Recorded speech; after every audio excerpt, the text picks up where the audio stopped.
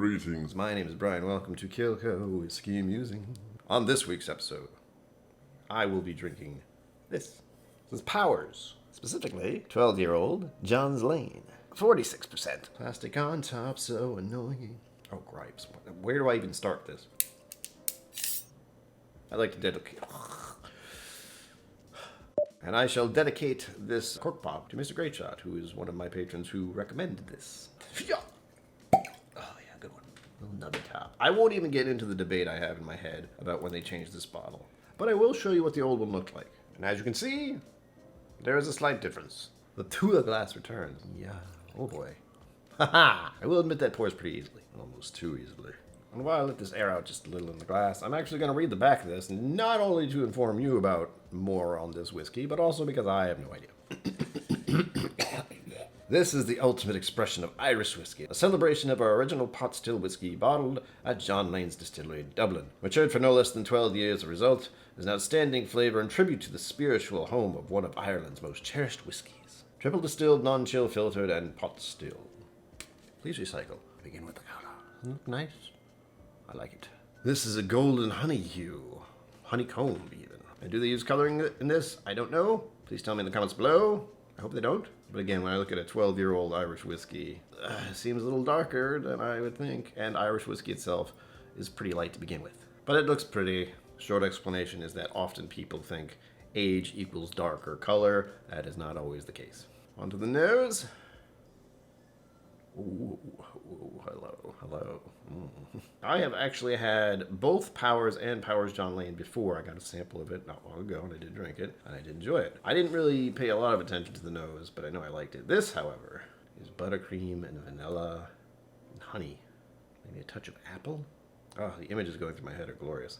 Sweet apple cake with vanilla glaze. Oh. Also, I might be hungry again. It's always such a bizarre experience when something has a buttery smell. But if you've been near any kind of croissant or a scone, then you know exactly what I'm talking about. There's a touch of pepper. Surprising. And I am getting a slight bit of that metallic tin aluminum dime, as I've called it before, on the nose. I don't know if I want to call that a flaw or a marker for me when it's an Irish whiskey, because sometimes it just pops up. Ugh, it smells delightful. And we have a wonderful sugar cookie note. Oh my goodness. This has everything on the nose that I really like about Irish whiskey. So let's find out what's on the palate. Yes. Initial sip was delightful.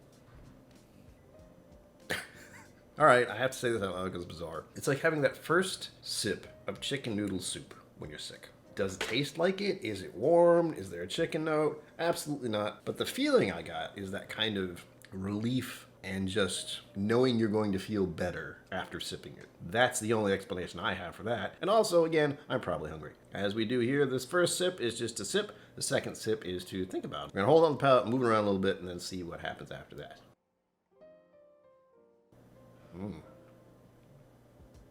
That is nuts. Just holding on my palate for a little while. The temperature of the human body is pretty high. So the whiskey actually warms up a little in your mouth. And as it did, I swear the texture changed. Like the first initial sip, I was like, oh, it's kind of thin. That's unfortunate. But as I held it on my palate, it became, I'm torn if it's oily or creamy or somewhere in between. But the texture of it felt like it changed. And it was delightful. The palate isn't extremely complicated to me. It's mostly honey, little vanilla. The finish is sticking around though, but in a good way. It's not like clingy. It's just there. Shall I have a little more just to analyze a little further? Of course I shall. Oh man. There's a little bit of a dry note right after the sip. It just hits on the middle of the tongue. It dries out a little. Oh, what was that? I got a lot of stuff going in my head while I'm talking. This is not an overly complicated palate, but it is so pleasant, and it does have a beginning, a middle, and an end to it, which is all I ever ask for with the whiskey, is that it has some kind of progression that you can just ride along and enjoy. It's all sugar cookie. Vanilla, butter, sweet, a little creamy, a little bit of spice. It just kicked in with a little bit of spice just now.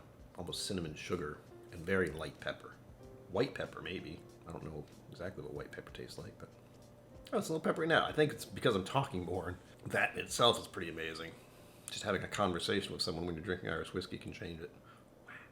Well, I am pleasantly surprised by this. This is something that is special, first of all. A little expensive. I believe I spent about $70 on this, so keep that in mind. But you could give this to almost anyone. Although I do understand that 46%, so it's a little higher than 40%. I would hope that someone who is new to whiskey could drink this and still absolutely enjoy it, because this is on another level. If this is the kind of stuff that they were making way back when, lucky sons of... But so glad I can try it now. There you have it, folks. As always, live long and prosper. Don't forget to be awesome. And I will see you out there.